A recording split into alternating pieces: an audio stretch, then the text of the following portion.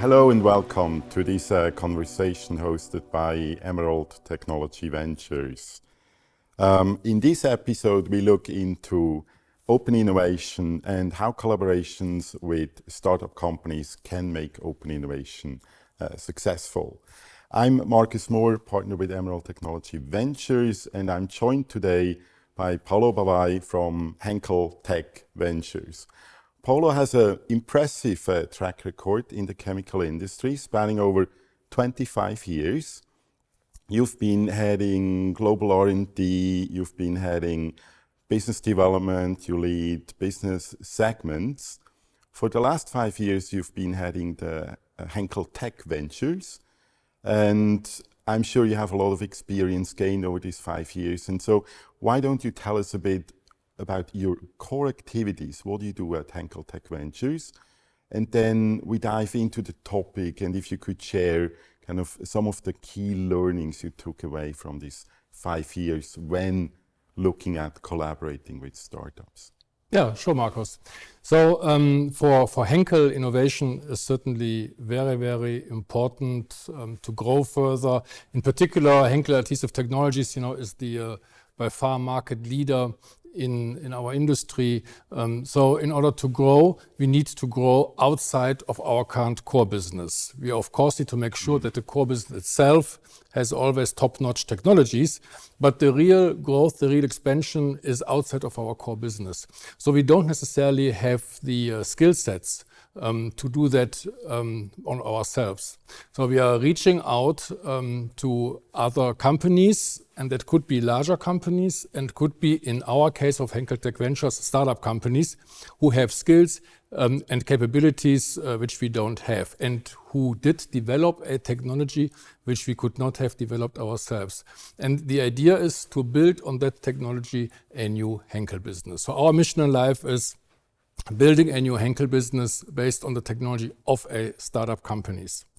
And you asked about the learnings. So I think it was a journey for us. So we started with that adventure in Henkel 8 years ago. And 8 years ago, it was not natural for Henkel to work with startup companies.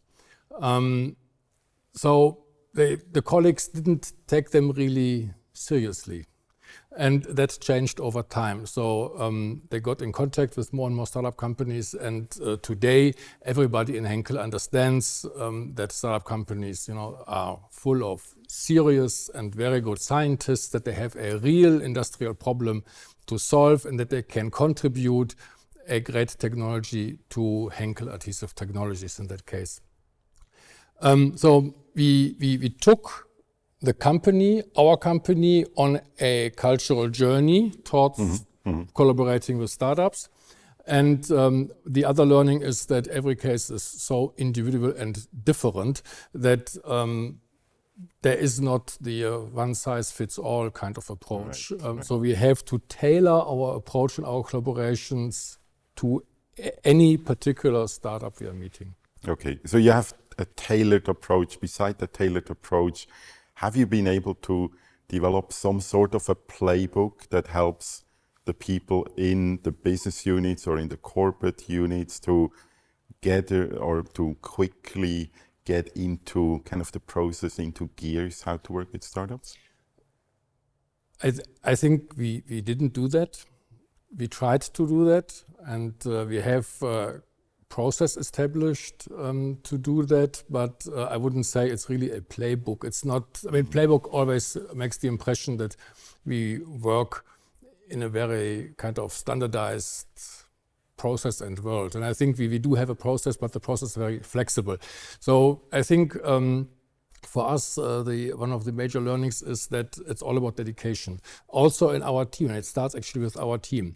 In the past, we tried to do venturing and the collaborations at the same time with the same people, and that actually didn't really work out. So now we have a dedicated resource in my team, and he has a long-standing Henkel business relationship. He is a quite senior manager, so he has the standing in the organization which we need in order to connect with our organization, in order to be, have a serious discussion with the organization. And he is now taking care about these collaborations and hand-holding both the startups and the colleagues from the operating business along that process. And I think that is really, I would say, the key learning. I'll come back to this dedication element, which I believe is a very important element. Before we go there, how do you decide where the anchor point is for the startup? You mentioned that you want to build new business, so it's probably a bit less with really working super closely with the business units. So where do you anchor the collaboration? You have this champion who helps, but where in your organization are the anchor points then? So we are approaching that from two directions. So one direction is basically top down. So we do understand the strategies of our operating business units.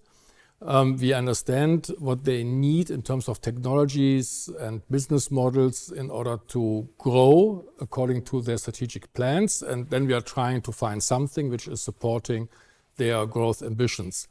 On the other hand, they also can approach us with certain projects, with certain initiatives, saying, hey, we have this particular problem and or we would like to get experience for this particular business model.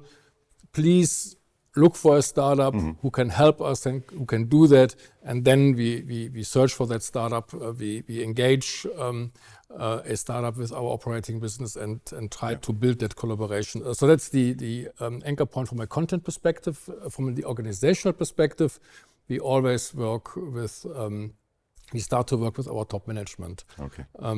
So we approach the head of our SBUs, the head of product development, and the head of marketing and sales in order to be successful. Yeah. And as we all know, to make things successful, people need to be incentivized, people need dedicated. How do you make sure the incentives, the motivations are kind of set up the right way, not just for the startups, but also in your teams, in the people on Henkel's side? Yeah, so we don't have formal incentives in place. So we all benefit from our corporate incentive system. I think for the startups, it's relatively easy. The working hypothesis is that the startup can grow with us much faster than without us because we can move the technology into additional market verticals. We can connect them with more customers than they can connect by themselves. So I think that motivation is clear. The internal motivation, I think, is a mix. I mean, some colleagues are just curious and just have a little bit self-propelled to drive certain innovation, and they are intrigued by opportunities for Henkel and have a personal motivation on following up. And others simply see that certain startup collaborations help them to fulfill their strategic goals and objectives. So we know what their key strategic initiatives are, and if we find a startup which helps them to fulfill that initiative, I mean that's the motivation for them. Yeah. Okay.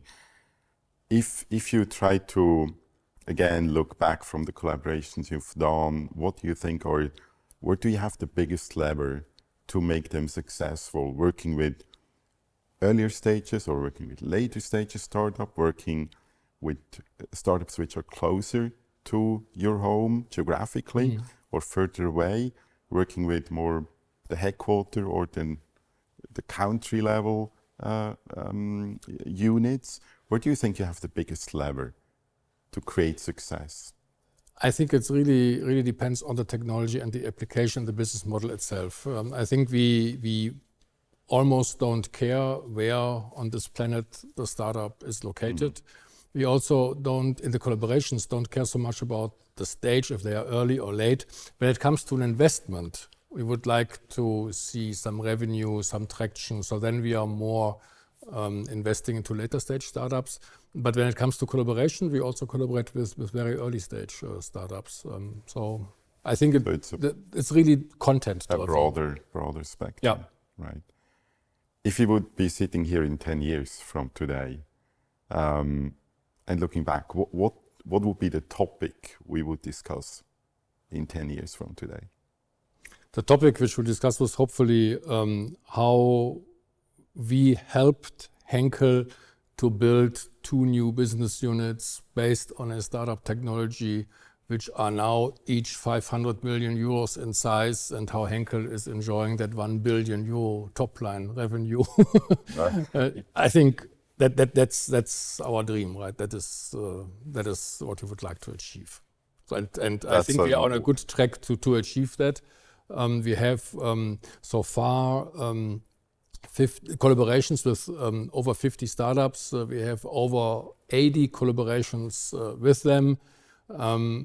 So I think we are on the right track to do so. We just need to execute. Impressive number, yeah. And that's a very nice closing statement as well, I believe. Paolo, thank you very much for joining us today and share some of your experiences and learnings. That's very valuable. And thank you for the audience to listening in. Thank you. Thank you.